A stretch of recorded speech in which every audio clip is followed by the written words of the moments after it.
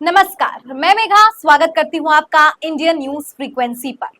देश की सबसे बड़ी पार्टियों में से एक, जी हां, मैं बात कर रही हूं समाजवादी पार्टी की, जिसने उत्तर प्रदेश में इतना उम्दा परफॉर्मेंस दिया है कि भारतीय जनता पार्टी, जिसने 2014 में 71 सीटें हासिल की थी, 2019 में 63 सीटें हासिल की थी और इस बार महज 33 सीटों पर सिमट गई।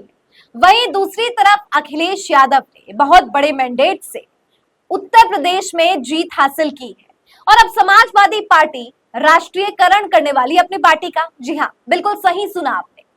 उत्तर प्रदेश में सफलता पाने के बाद अब अखिलेश यादव अपना अगला दांव हरियाणा और महाराष्ट्र पर लगाने वाले हैं। महाराष्ट्र की सियासत में क्या अखिलेश यादव पैर जमा पाएंगे, ये अपने आप में बड़ा सवाल है, लेकिन इससे बड़ा सवाल ये है कि अखिलेश यादव की रणनीति क्या होने वाली है, कौन सी ऐसी दाव पेच खेलने वाले हैं और क्या इंडिया गठबंधन के अंदर ही यानी राहुल गांधी के साथ गठबंधन कर ही अखिलेश यादव और समाजवादी पार्टी महाराष्ट्र में अपनी साइकिल दौड़ाने की स्थिति में है या साइकिल दौड़ाना चाहती है। तो आज इस रिपोर्ट में, इस खबर में यही बात करेंगे कि अखिलेश यादव की राजनीति कितनी ज्यादा विस्तृत हो गई है और विस्तार करने के लिए आखिर अखिलेश क्या नया कदम उठाने वाले हैं। तो स्क्रीन पर नजर डालिए और खबर पढ़िए। UP success emboldens Akhilesh Yadav plans to storm Maharashtra. The huge success scored in the Lok Sabha election in Uttar Pradesh has boosted the Samajwadi Party's confidence so much that its leader Akhilesh Yadav has activated plans to storm Maharashtra as well. The arrival of 24 SP MPs in Mumbai over the weekend and their delegation planned by State SP Chief Abu Azmi MLA indicate Yadav's resolve to demand a substantial number of seats for the upcoming assembly election in Maharashtra. इस खबर में आप देख सकते हैं, short post की खबर है जिसमें अखिलेश यादव महाराष्ट्र की रणनीति पर काम कर रहे हैं। अभी अंबानी की शादी काफी ज्यादा चर्चा में है और लोग सवाल भी खड़ा कर रहे थे कि अगर राहुल गांधी नहीं पहुंचे हैं तो अखिलेश यादव आखिर क्यों पहुंच गए अंबानी की शादी में। तो आपको बता दूं कि मुंबई आना अखिलेश यादव के लिए केवल अंबानी की शादी अटेंड करना तक ही सीमित नहीं था, बल्कि अखिलेश यादव मुंबई में 12 विधायकों के साथ पहुंचे हैं और विधायकों के साथ महाराष्ट्र में मीटिंग की गई है और इस मीटिंग में तमाम महाराष्ट्र की बड़ी पार्टियां जो इंडिया गठबंधन के अधीन आती है, यानी कि शरद पवार की एनसीपी और उद्धव ठाकरे की शिवसेना, यानी अब यहाँ पे मैं आपको बता दूं कि महाराष्ट्र में एक नई राजनीति करने के लिए अखिलेश यादव तैयार है। खबर पढ़िए क्या लिखा है इसमें। हर्ष तिवारी ने ट्वीट किया है, Samajwadi party national party with 37 seats, Samajwadi Party is the third largest party in the Lok Sabha, but till now Samajwadi Party is not a national party. Akhilesh Yadav wishes that Congress should give more seats to Samajwadi Party in Maharashtra and Haryana so that Samajwadi Party can become a national party. In return, Akhilesh can give more seats to Congress in UP. आपको बता दूं कि यहाँ पर give and take वाली barter system type की politics चल रही है और कहा भी जाता है कि राजनीति जो है संभावनाओं का खेल है और इसमें अंक गणित बहुत महत्वपूर्ण है। तो इंडिया गठबंधन जिसमें अखिलेश यादव और राहुल गांधी यूपी ब्रदर्स के नाम से जाने जाते हैं और यूपी ब्रदर्स एक नई राजनीति, एक नई रणनीति के तहत उत्तर प्रदेश में अखिलेश यादव 2 सीटें ऑफर कर रहे हैं राहुल गांधी को, तो वहीं हरियाणा में 5 और महाराष्ट्र में 12 सीटें का जो है वो मांग हो रही है अखिलेश यादव की तरफ से। अब देखना दिलचस्प होगा कि क्या 5 सीटें हरियाणा में और 12 सीटें महाराष्ट्र में राहुल गांधी देंगे अखिलेश यादव को, और अगर ऐसा होता है और सहमति बन जाती है तो इसके बदले राहुल गांधी को 2 सीटें उत्तर प्रदेश में मिलेगी। 237 सीटें हासिल करके बहुत बड़ा मैंडेट है कि लोकसभा चुनाव में समाजवादी पार्टी सबसे बड़ी पार्टी अभी तक बनी है और ऐसे में राहुल गांधी, बहुत ज्यादा उम्मीदें हैं कि राहुल गांधी अखिलेश यादव को उनका हाथ आजमाने के लिए और साइकिल दौड़ाने का काम किया जाएगा, यानी पिच जो है हरियाणा और महाराष्ट्र की तैयार हो चली है ताकि अखिलेश यहाँ पर अपनी साइकिल दौड़ा सके। इसी से संबंधित एक और खबर है, खबर आपको बता दूं कि खबर इस प्रकार से है कि लोगों ने अपनी प्रतिक्रिया भी जाहिर की है।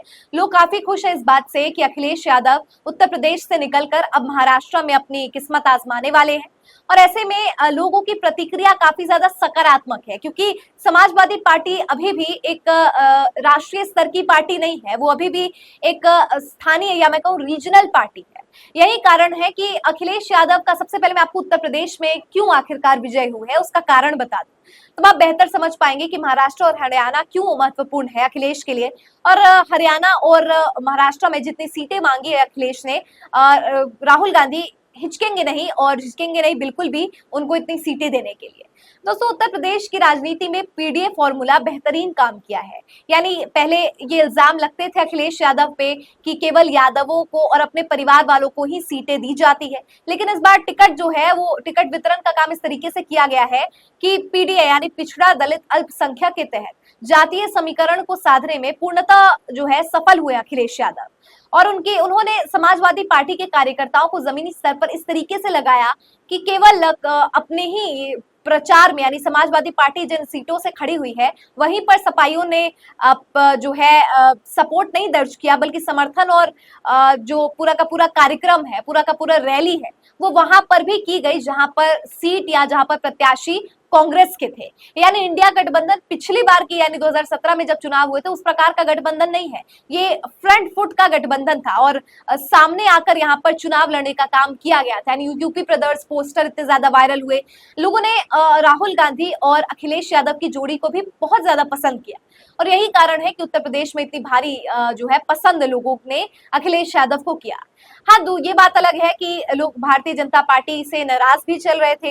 पेपर लीक एक प्रमुख मुद्दा था और अति आत्मविश्वास भारतीय जनता पार्टी का, यह भी एक प्रमुख मुद्दा था। लेकिन दोस्तों, महाराष्ट्र में अब क्योंकि मीटिंग हुई है एनसीपी की, शिवसेना की, और कहा जा रहा है कि महाविकास आघाड़ी के साथ जो गठबंधन बनाने की का प्रयास भी अखिलेश कर रहे हैं, तो ऐसे में अगर इस इंडिया गठबंधन के तहत अखिलेश लड़ते हैं तो इंडिया गठबंधन को और अखिलेश को काफी ज्यादा फायदा पहुंचने वाला है।